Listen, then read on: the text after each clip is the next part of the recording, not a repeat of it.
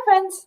Today, our Christmas books are The Biggest Christmas Tree Ever. So, we've read the one about the pumpkin, the biggest pumpkin ever, and the biggest snowman ever. We've read both of those books. So, this is by the same author and illustrator. And our other book we have is Bear Stays Up for Christmas.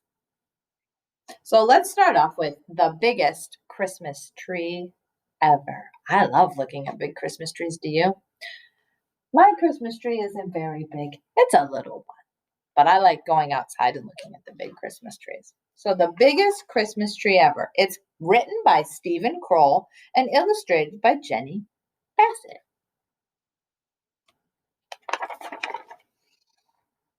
Once there were two mice who fell in love with the same Christmas tree, but you had to see it to believe it. Everyone in Mouseville loved Christmas trees. Every Christmas, families from all over town put up their biggest, most beautiful tree they could find. But first came Thanksgiving. The day before the celebration, the house mouse took a walk around Mouseville. He knew he should be thinking about giving thanks, but the chill air reminded him of Christmas. You know what? He said out loud. This year I'm going to find the biggest Christmas tree ever. Not far away, Clayton's friend Desmond, the field mouse, said exactly the same thing. That night, Clayton helped his mom and dad and his brother Andy and his sister Trudy make special cheese casserole and a nut pie for Thanksgiving dinner. Over at Desmond's house, Desmond and his brother Morris helped Uncle Vernon pick a big pot of vegetable stew and cheesecake. Everyone ate much too much. After dinner, Clayton's grandma and grandpa sat in the living room holding their tummies and grumbling. Over at Desmond's, the cousins from across the road stretched out on Uncle Vernon's sofa and took a nap. The following morning, Clayton woke up early. He wanted to be first at Clara's Christmas tree farm at the edge of town. That way he could have his pick of the biggest trees. Over at Desmond's house, Desmond tumbled out of bed with the same thought. Clayton hurried over to Clara's, but it was hard to go very fast. He was still too full from Thanksgiving. By the time he reached the Christmas tree farm, he was out of breath. He looked around. No one else was there. Moments later, Desmond arrived. He too was full of Thanksgiving dinner. He had found it hard to hurry. He took a deep breath and stumbled inside. Clayton wobbled down the rows of trees. Here was a nice one, but it was much too small. There was another, but it was squat and had a crooked top. Over there was a third, but it was average height and had big gaps in between the branches. Struggling down another row, Desmond was having the same problem. Clayton leaned against a tree. It was scrawny and not very tall. I'll never find the tree I want, he said. I'd better go home. And not far away, squinting at another tree, Desmond said, I'll never find the tree I want. I'd better go home. When Clayton reached his house, it was only the middle of the morning, but he was still full and tired, so he fell back asleep into bed. When Desmond reached his house, he too went back to bed. Clayton woke up for lunch and spoke to his dad. Dad said, Go out this afternoon. Walk to the far edge of the Christmas tree farm. The biggest trees are there. When Desmond woke up for lunch, Uncle Vernon told him the same thing. That afternoon, Clayton went out again at the very same time, so did Desmond. Clayton walked to the far edge of the Christmas tree farm.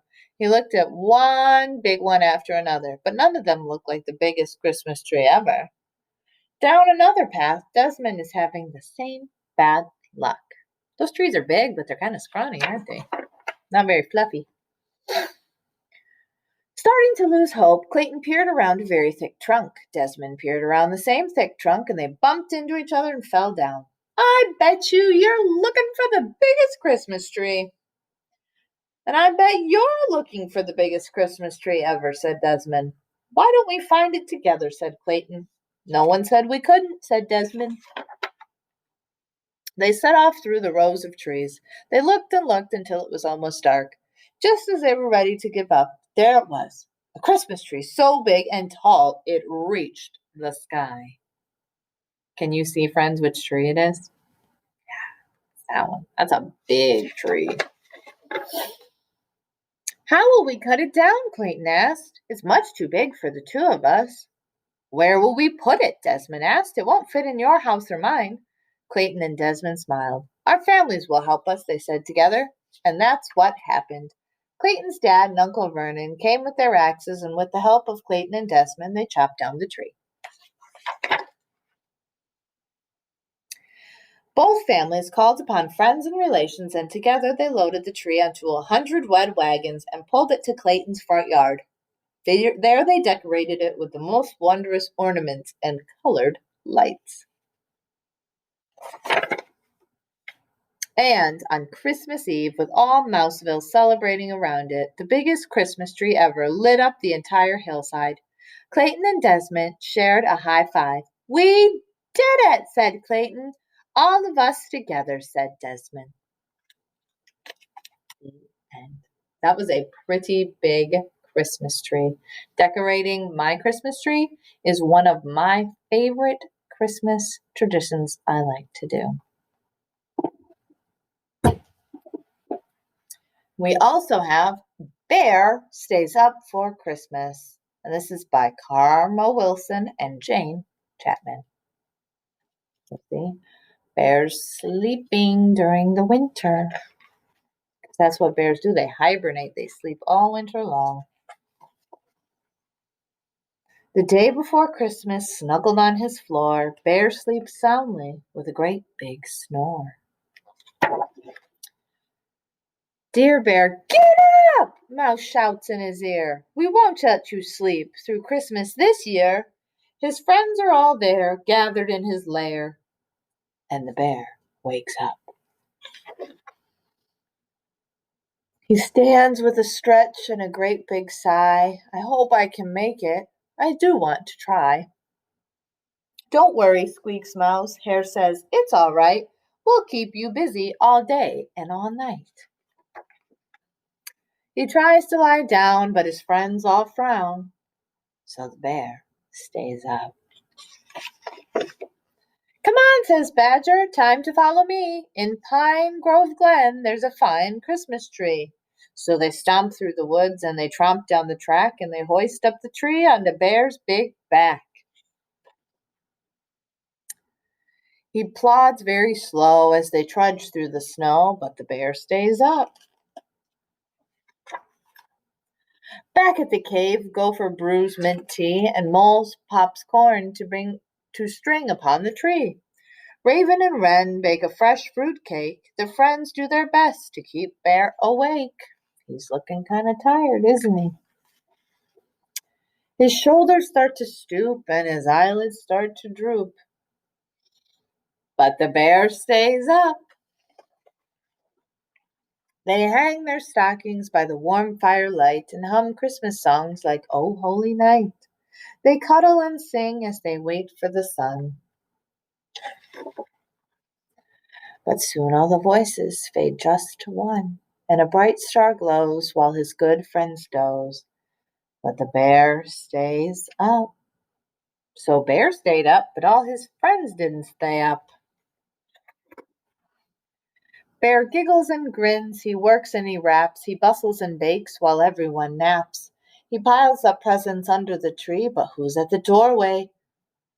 Bear doesn't see.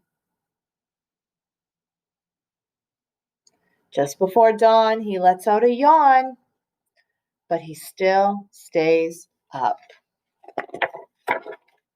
When Christmas arrives, so lovely and white, Bear's friends awake to a glorious sight. Presents and goodies all piled up tall. I stayed up, says Bear, just to share with you all. As his friends shout with glee, Bear lies by the tree, but he still stays up. Wren flies to the stockings and tweets out a cheer. Besides our bear's presents, Santa was here. When all gifts are open, there's one last surprise. Badger shows Bear a quilt just his size. Bear snuggles up tight and mutters good night. Then Bear falls asleep.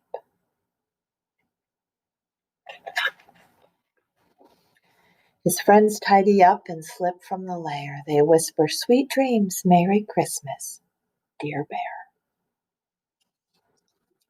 The end. Thank you so much for joining me, friends. I'll see you tomorrow for more Christmas stories.